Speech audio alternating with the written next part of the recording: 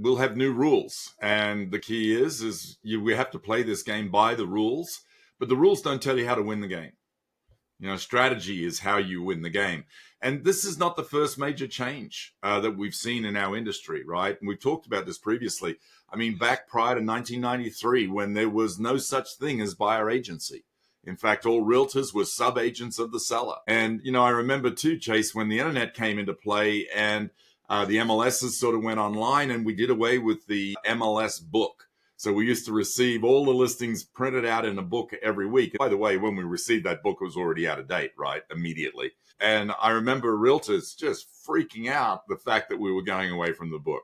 So I think this is a time for us to keep a cool head. The powers that be, our leaders in our company, for example, went forth and negotiated a settlement so that we as realtors can focus on what we do best, which is serve our clients. Well, Chase, if you look at the formula NAR negotiated, that any firm that does more than $2 billion in sales would pay that 0.0025%, which equivalent to $5 million.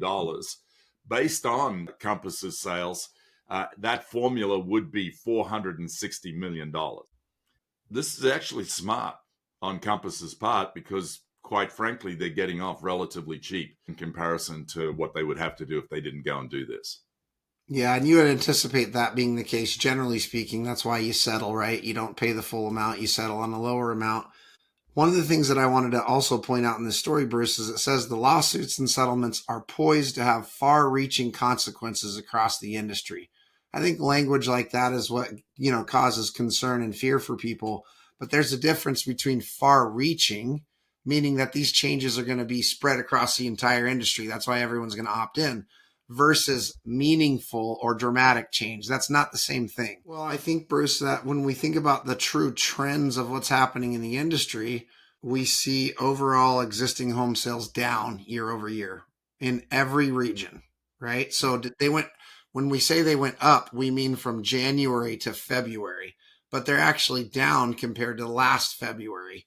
And they're down 3.3%, right? As mentioned, down in all regions, in all areas, year over year. In terms of median home price, that's actually up 5.7% year over year. Sales are down, prices are up, and from an inventory perspective, they ticked up to 2.9 months of supply. But in essence, that's pretty flat from where it was a year ago. Well, and I think too, Chase, we would expect to see units go up as we move into the spring market, right? I mean, that's the typical seasonal flow of real estate. But yeah, it's interesting because, there's a lot of pundits out there that would say, it's going to rebound this year and we're going to go.